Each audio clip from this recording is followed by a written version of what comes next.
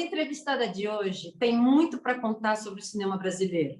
Diretora de 25 filmes, com mais de 80 prêmios no Brasil e no exterior, Tata Amaral viveu a retomada do cinema em nosso país e agora dirige a série As Protagonistas, que conta a história do audiovisual brasileiro a partir da produção das cineastas mulheres. Tata, seja bem-vinda no nosso Putz Grila TV. É um prazer maravilhoso. E, assim, você resolveu, ser cineasta nos anos 80, completamente contramão do momento. Como é que foi essa decisão? Bom, primeiro, muito obrigada pelo convite. Estou muito feliz de estar aqui. O programa é muito divertido. Obrigada mesmo. Olha, a decisão de fazer cinema, nesse momento em que decidi fazer cinema, era mais ou menos igual eu falar, vou para Marte. Não tinha registro, né? Não era uma profissão, nada disso. Mas eu tinha que escolher uma profissão. E eu sabia que eu teria que morrer trabalhando, viver disso até o final dos meus dias.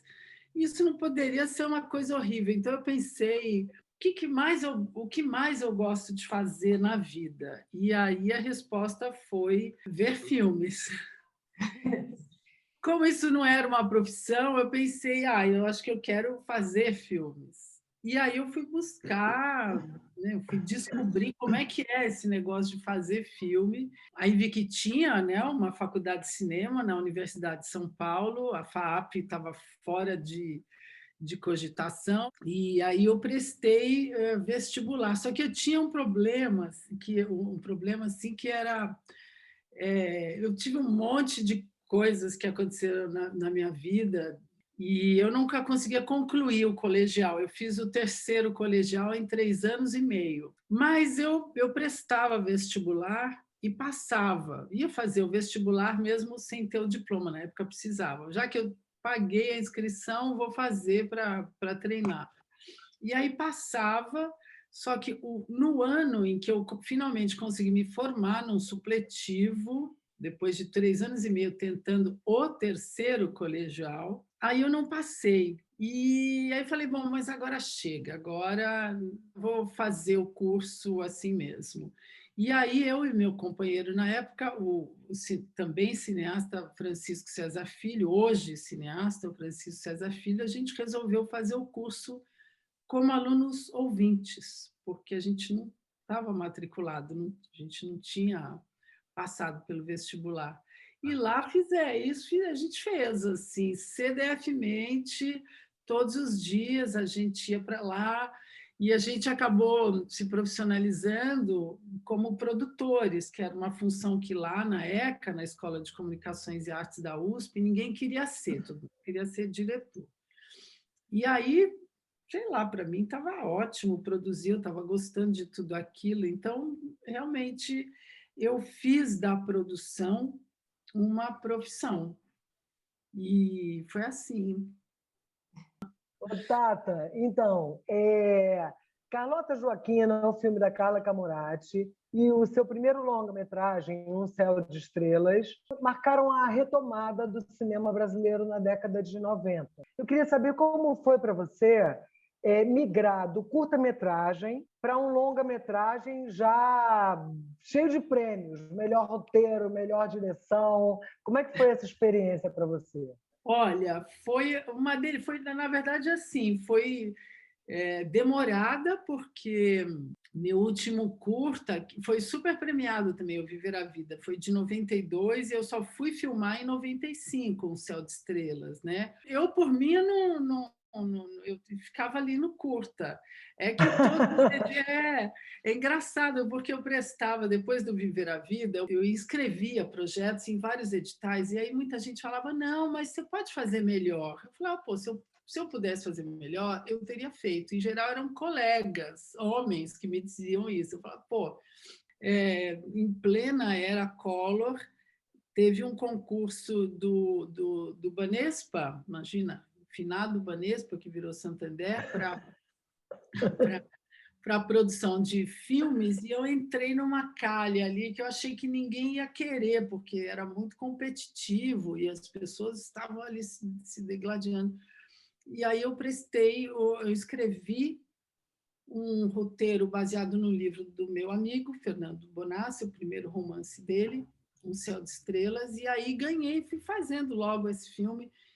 E eu filmei como se fosse um curta, né? Na minha geração de curta-metragem, a gente filmava em película, curta-metragem. Então, a gente dispunha de pouco dinheiro, poucas latas. Você tinha que saber exatamente o momento de ligar a câmera, você tinha que ensaiar muito antes de ligar a câmera, porque você não podia desperdiçar aquele material que era tão precioso, não só os negativos, mas todo o trabalho de revelar, copiar, montar e depois, né, fazer o contratipo, tirar a cópia, isso tudo era caríssimo.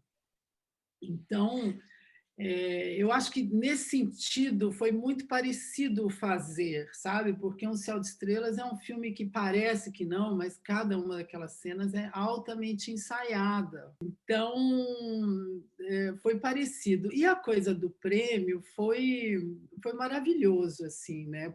A premiação, o filme Um Céu de Estrelas estreou em Toronto. Já foi uma coisa, assim, que era um sonho, sabe? Viajar para Toronto. Eu já tinha viajado com os meus curtas, mas, né, o Toronto é um festival, pô, né, super bacana, assim, e o filme teve uma crítica muito legal de um cara que era um curador, né, de cinema latino-americano, Ramiro Puerta, e foi lindo, assim. E depois de Toronto, a gente teve vários convites para ir para Berlim, para Roterdã, para um monte de outros festivais, né? Por isso que o filme foi tão premiado, porque ele também foi muito exibido, né? Ele passou num monte de lugares, tal. Foi muito legal. E o filme da Carla, para mim, é tão emocionante pensar nisso hoje, né? Porque na época eu não pensava na Carla Camurati como uma pessoa da minha geração. Olha só que loucura. Porque a formação dela é diferente num certo sentido, né? Quer dizer, num certo sentido, não. É diferente. Ela, né, vem... a experiência inicial dela como atriz, uma atriz de grande sucesso, inclusive, né? A primeira vez que eu vi a Carla no cinema foi no Olho Mágico do Amor, que é um filme incrível. Mas ela fazia curtas, como eu.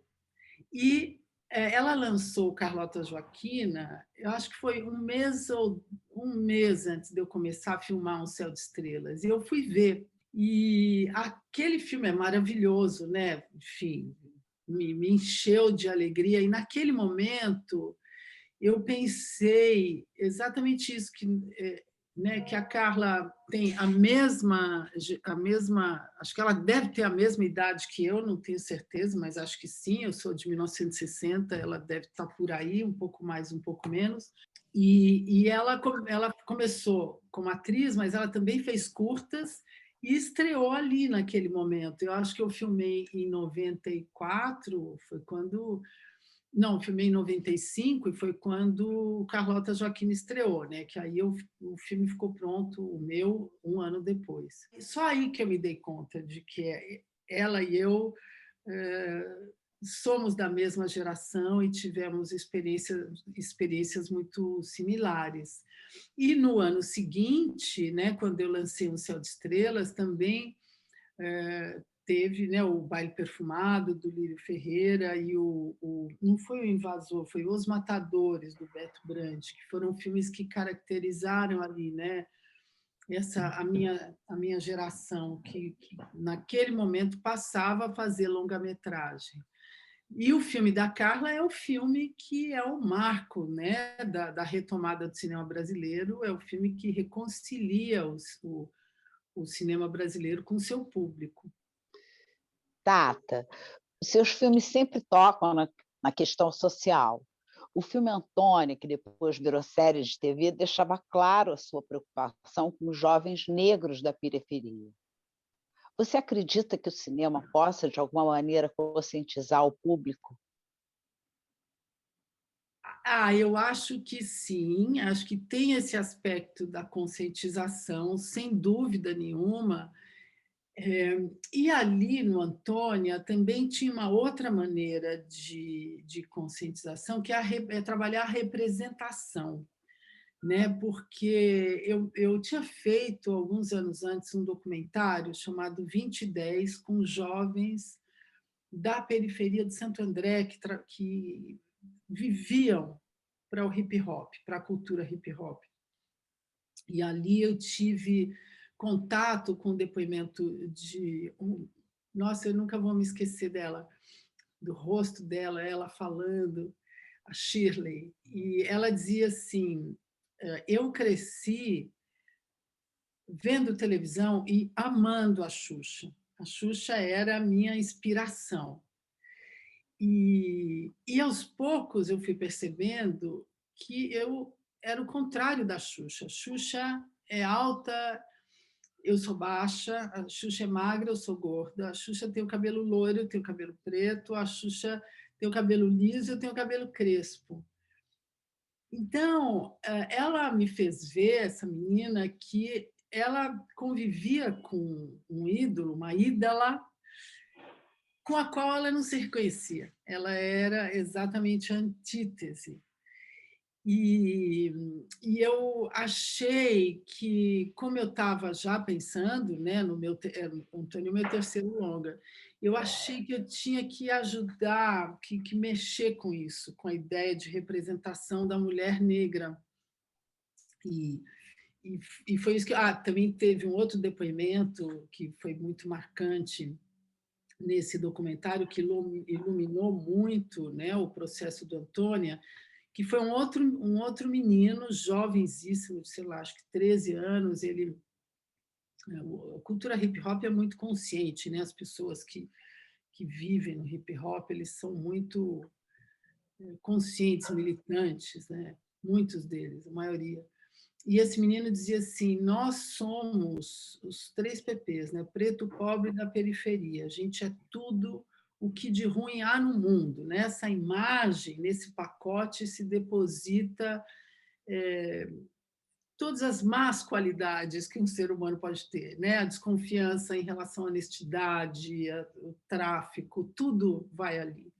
Então, a questão da representação, ela foi muito importante para mim, né, no Antônia, norteou muito. Em relação à caracterização das meninas, eu chamei uma pessoa que estava na época, né, isso foi início dos anos 2000, 2003, 2004, que ela era meio stylist das mulheres negras, e ela foi responsável por caracterizar cada uma das meninas.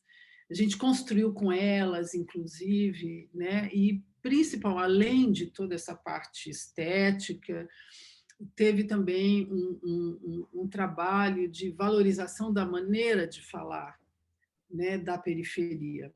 Então, eu não quis, por exemplo, escrever roteiro, eu quis que eles, a gente, com o Sérgio Pena, a gente provocava as cenas escritas no roteiro, para que os atores, que eram rappers, né, homens e mulheres, improvisassem e eles falassem, eles criassem os diálogos, porque eu não queria impor uma maneira de falar, né? E eu me lembro que eu dizia muito: olha, aqui em São Paulo a gente falava tupi até o século XIX, praticamente, né? O Dom Pedro, quando chega aqui, ele tirava sarro da Domitila porque falava errado.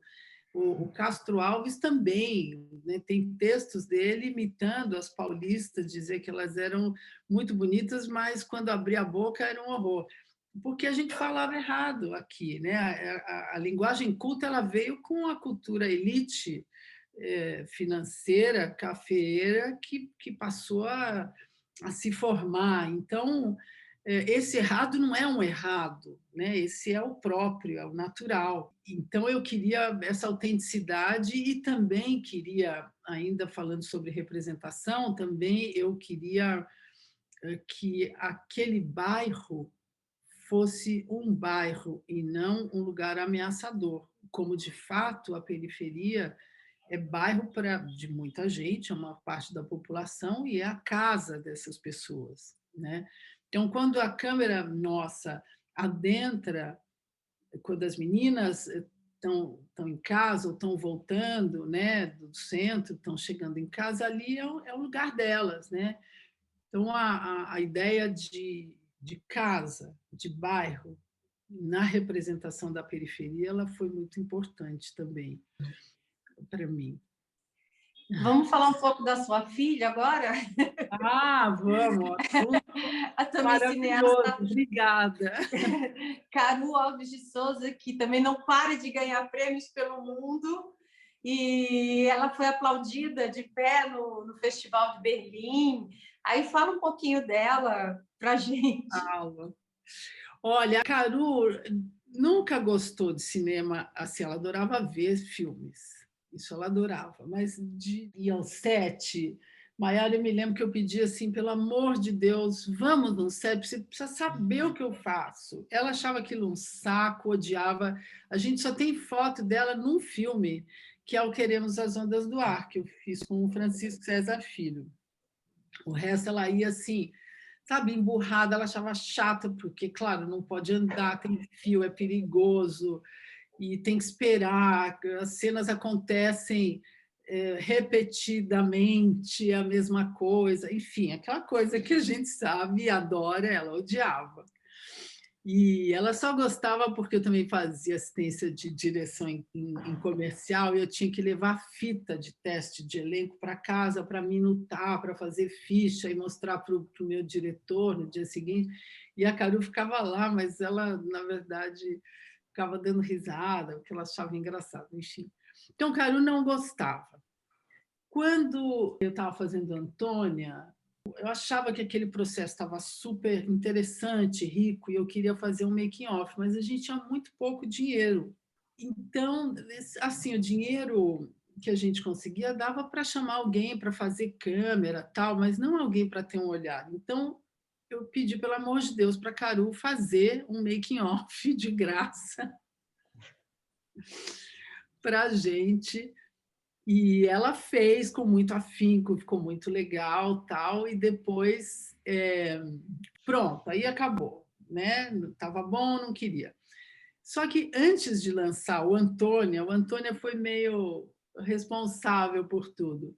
Eu me separei dos meus sócios, né? E o filme veio, né? Veio para mim e eu tinha que ter uma produtora para lançar o filme, para fazer tudo. E aí, de novo, eu pedi, pelo amor de Deus, para a Caru ser minha sócia, porque, meu, não confio em mais ninguém. Como é que eu vou fazer da noite para o dia? Precisa resolver, por favor.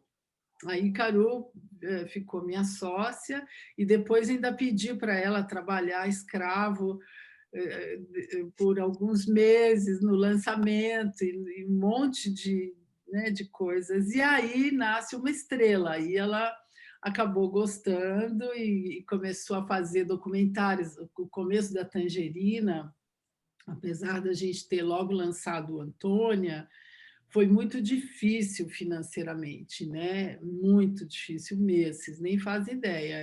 Não só era em casa, como a gente, né, tinha pouquíssimo dinheiro, apesar de todo aquele sucesso do filme, né? Não tinha, enfim, a gente não teve muitas receitas, ou que tinha, e o que tinha, claro, era dividido entre todos os sócios do filme. Então, não era um dinheiro para a gente viver ou sobreviver. E a gente começou a fazer uns documentários super baratinhos, assim, e eu falava, Caru, eu produzo, você dirige. E falava para as pessoas, olha, ela vai dirigir, porque não dá conta para eu pegar isso aqui por esse preço, eu não dou conta de fazer tudo. Então, foi assim que ela... E aí, enfim, o trabalho dela chamou a atenção do Vaguinho, da TV Cultura, e ela ele ficava emocionado, assim, porque, enfim, aí ela começou a ser chamada, né, para trabalhos. Depois ela fez alguns curtas, um deles, O Assunto de Família, a gente recebeu um relatório da Kinobox, a semana retrasada, que tem uma plataforma, a Kinobox, ela tem acho que uma caixa LGBT, e é um dos mais vistos esse filme da Caru, Assunto de Família, a gente soube há pouco tempo. E depois Caru fez De Menor, também, que ganhou prêmio, e agora O Meu Nome é Bagdá foi um escândalo, assim. Sabe que eu tenho meu celular está explodindo, eu tenho que apagar coisas, mas mãe, estava lá na plateia, né, o ano passado em Berlim, foi o último festival antes da pandemia. E eu estava lá e o filme foi aplaudido em cena aberta, sabe? Os cinemas lá tem 700 pessoas, lotado. Depois a outra sessão teve 1.000, a outra teve 600 e a última teve 500. Mas porque o cinema não cabia mais e ele foi programado assim, e depois ainda teve reprise, porque o filme ganhou o prêmio. Aí eu fiz vídeo com o celular, né? Aquela plateia, aquela premiação, aquela reação. Eu não consigo apagar, sabe? Mas assim, ela daí resolveu ser cineasta, sua filha. Mas você foi tranquilo ou teve aquele medo de dos pais? Os seus pais tiveram isso com você? Tipo, cinema não é profissão? Ah, sim, cinema não é profissão. Não, você quer fazer cinema, legal, mas você vai trabalhar com o quê? Eu te confesso, muito feliz, porque eu jamais poderia imaginar que a Caru quisesse, sabe? A nossa vida inteira, durante anos, ela negou o cinema. Ela não parava de ver filme como todo mundo, né? Eu acho que eu sou muito feliz, porque, sabe, quando você sente assim que a maior obra, tua filha. Tatá, a série que você está dirigindo, as protagonistas, conta a história do audiovisual a partir da produção das mulheres cineastas. Eu queria saber mais da série, quais as cineastas que você destacou nos anos 80 e 90. Eu vou te falar, anos 80 é bem longo. Olha, a série, resumo, né? Ela partiu de uma constatação minha de que as mulheres, de que muito pouco se sabe sobre a história das mulheres no cinema. Então, a série começa com a primeira cineasta brasileira, que é a Cléudia Verberena, que lançou O Caso do Dominó Preto em 1932, e ela termina praticamente em 2019. A série termina em 2019, que foi quando eu filmei.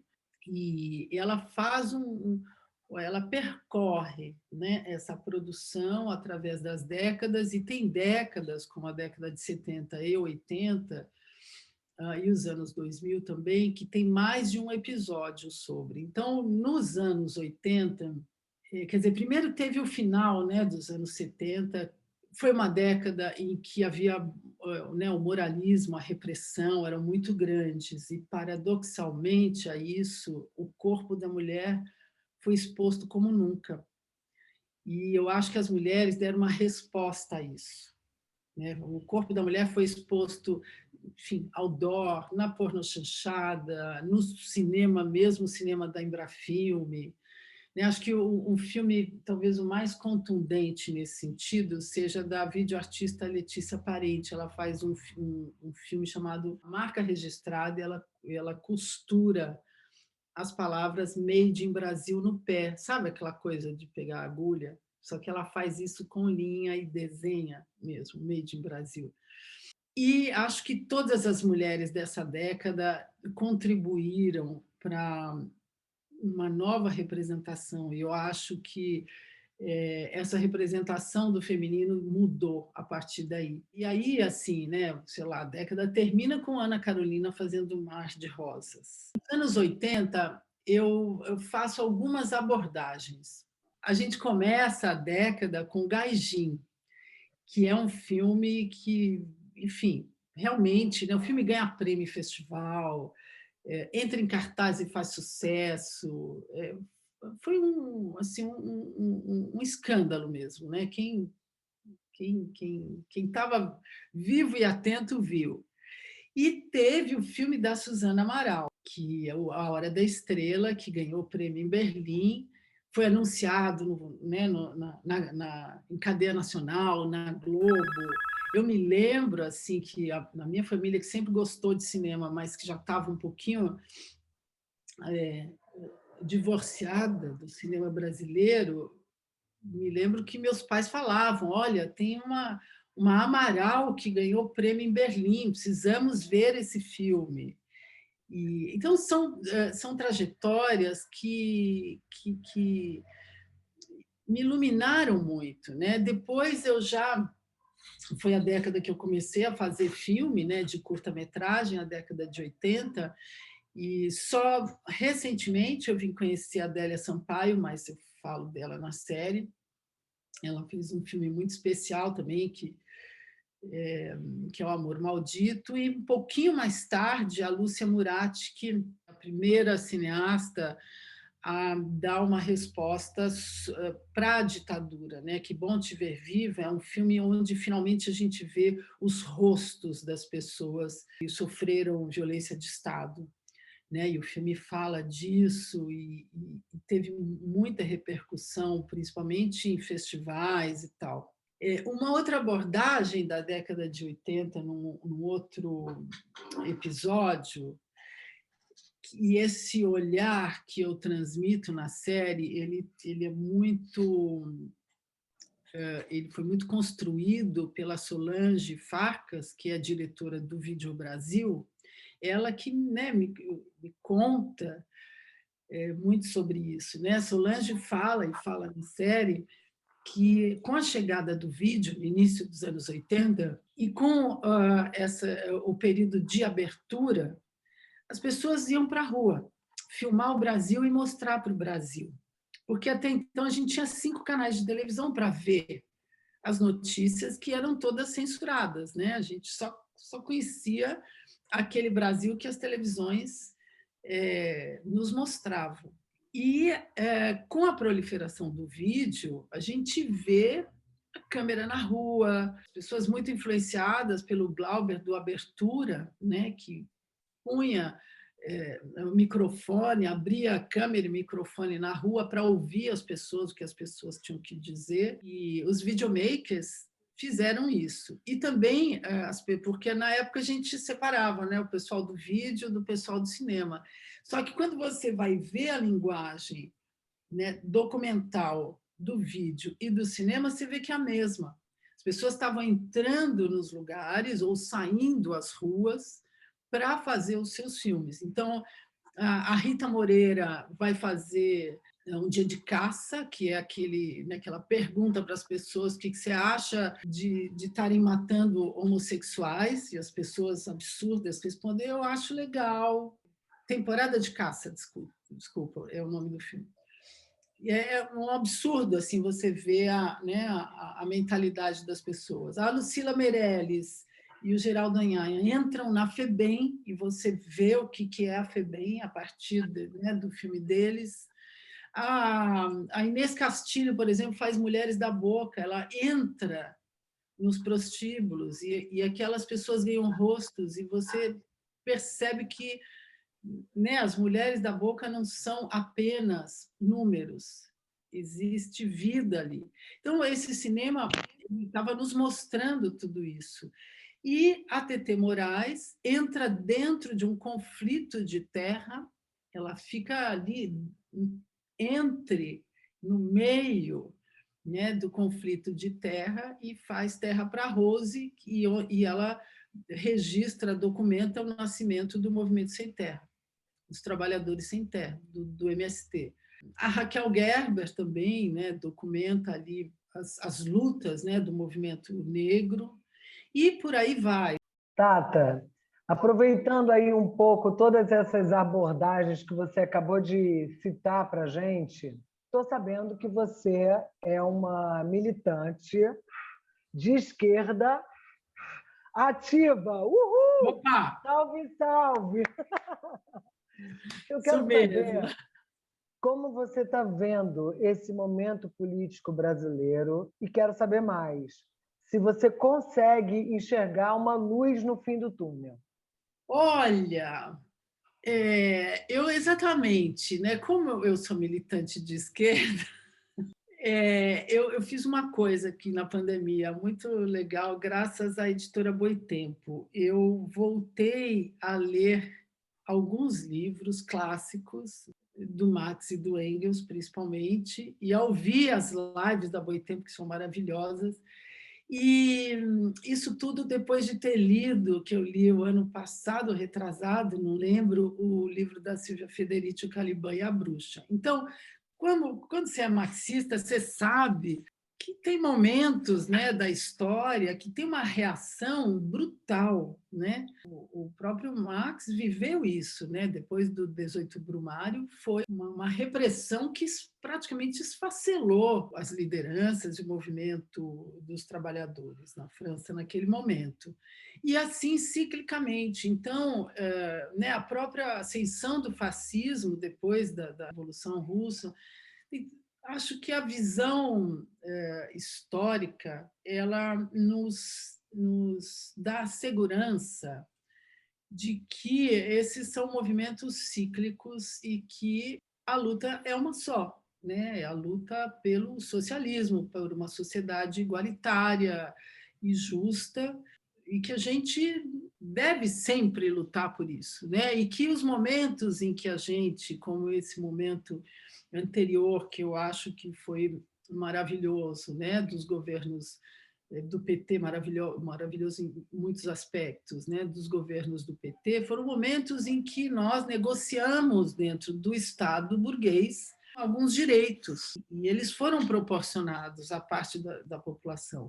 Agora, é muito pouco a gente, né, pensando no que seria justo para a sociedade, para a humanidade, né? Tirar pessoas da qualificação de extrema pobreza é muito, porque isso nunca foi feito em 500 anos aqui no Brasil, mas é só o começo, né? Permitir a entrada de uma nova classe social às universidades é só o começo, né? E falo isso das cotas, né, para pessoas negras, indígenas que nunca tiveram acesso à educação, né? Mas é tão poderoso isso que aconteceu, porque outro dia eu vi um filme que eu achei incrível. Eu vi um filme chamado A Última Abolição, e nesse filme tem o depoimento de um jurista que ele fala, por exemplo, que logo depois, agora eu não tenho certeza se foi logo depois da lei do ventre livre ou logo depois da abolição,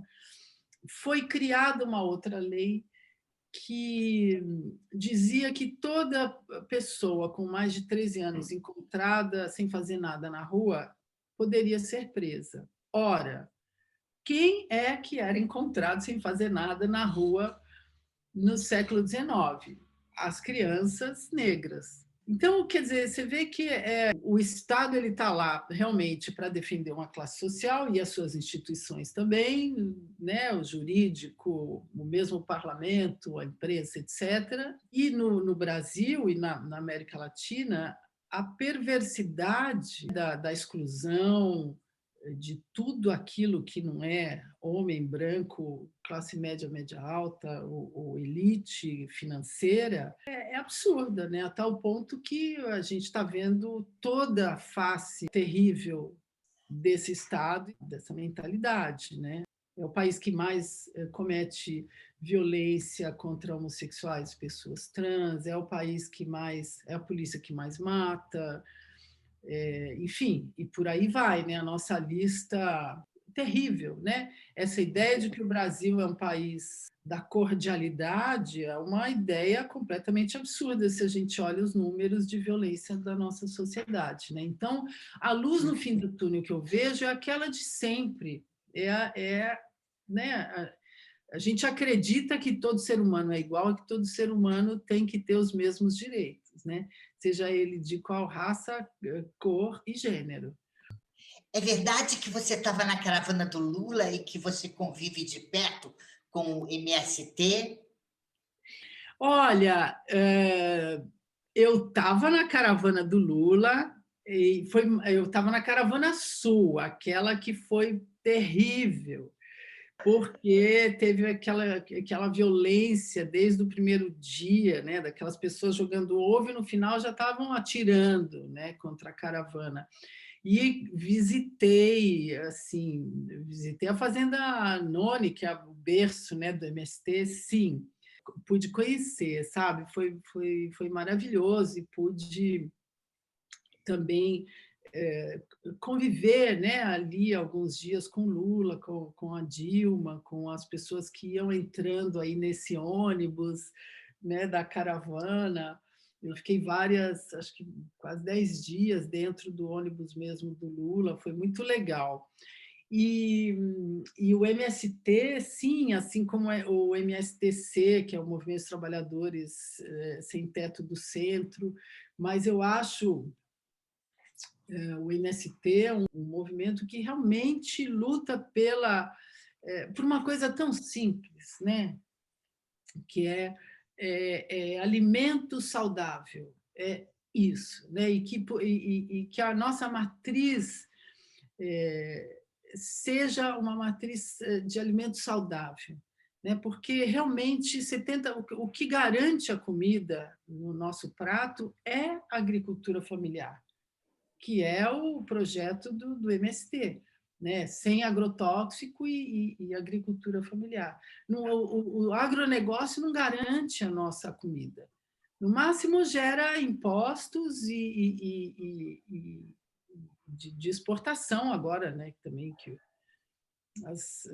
nosso dinheiro está tão desvalorizado, né? Vender para fora. Mas assim, o MST eu acho admirável a capacidade de organização e principalmente, né? É um movimento, assim, como todo movimento de moradia, de ocupação de terra e de imóveis, são movimentos que cumprem a Constituição, que diz que todo homem tem direito à terra, né? Todo homem tem direito à moradia digna, todo brasileiro. Em outro artigo diz que as terras que não são produtivas devem ser expropriadas pelo Estado e distribuídas para a população, assim como os imóveis. Então, tanto o MST como os movimentos de moradia urbanos, eles ocupam imóveis que não têm função social, que estão desocupados, inativos e improdutivos. E quando eles ocupam, eles promovem melhorias, né? A produção do MST de alimento é uma coisa maravilhosa. Assim. Inclusive, eu recomendo vocês comerem orgânicos e comprados da agricultura familiar, porque, primeiro, que o sabor é outro, né? E, segundo, que você está contribuindo para uma economia que não explora o trabalhador, né? Que a terra é cuidada, eles melhoram a terra, recuperam nascentes, recuperam terra. Sabe, é um trabalho muito forte, né? Muito sério, muito pesquisado. Tá. E está dando para pensar assim, em projetos futuros nesse momento tão difícil? Olha, tá, porque e eu vou falar assim sobre a dificuldade desse momento, Maiara, eu acho, tem a ver com a pergunta da Márcia também, eu acho que o que a gente tem que fazer num momento como esse é recuperar nossa capacidade de sonhar e de projetar, porque é isso que está sendo, que estão tentando tirar da gente. Então, sabe, pensar no futuro é o que a gente tem que fazer. Claro, cuidando do agora, porque agora, né, agora que eu planto o futuro, a minha saúde hoje, para eu poder viver mais um pouco amanhã, eu acho que a gente, principalmente nós como artistas, a gente deve seguir sonhando e programando e projetando e fazendo, né? Porque é isso que nos dá vida e é essa vida que a gente compartilha. Então, acho que dá sim. E eu estou agora trabalhando numa coisa muito legal, que é um núcleo criativo com 5 projetos de séries de televisão de várias pessoas, Maria Farcas, Henrique Figueiredo, fotografias famosas, que é sobre fotojornalismo brasileiro, o Cristiano Burlan e Ana Carolina Marinho estão escrevendo Cultura T, que é sobre 5 trans que se encontram num jogo de RPG, é muito legal, muito divertido. O De Menor, a série, né, baseada no filme da Caru Alves de Souza, minha filha. A Herança, da Renata Correia e da Ludmila Naves, que é uma espécie de terror social, né? É um filme de terror que acontece num imóvel que é construído em cima de um acampamento tipo Pinheirinho, sabe? Que foi desocupado com muita violência. E eu estou escrevendo uma série chamada Amor e Militância, que é um pouco a história da minha militância nos anos 70, quando eu comecei a militar e projetava, né, esse mundo futuro, né? O movimento estudantil começava a sair às ruas, eu era secundarista, o pai da minha filha também, né, o primeiro pai dela, e quando a minha filha nasceu, foi logo antes da anistia, a gente já lutava pela anistia e a gente se deu conta de que no Brasil não havia uma geração que tivesse vivido uma longa vida sem conhecer interrupção democrática. Então, quando ela nasceu, a gente fez votos para que ela vivesse uma longa vida num país democrático, exclusivamente democrático. Né? E eu achei sempre, depois, né, o pai dela morreu, eu conheci meu segundo companheiro, que é o pai dela, o cineasta Francisco César Filho, que a criou e educou, e eu passei a olhar para esse sonho de uma maneira assim, puta, que bobo, né? Que bobagem isso, até o golpe de 2016. Aí eu falei, pera, tem algo sério no reino da Dinamarca, né? É muito difícil manter a democracia nesse país, e essa série ela fala disso, desse momento, né, de abertura, de esperança, em que a gente achava que o mundo só ia andar para frente, nunca para trás, e que a gente só ia melhorar a nossa democracia, as nossas conquistas. E, de repente, com o golpe, depois com essa eleição de 2018, né, eu percebi que a luta é para valer, né? Ela continua. E nessa série, então, tem essas duas gerações, e tem a geração da minha filha, que é inspirada na minha filha, só que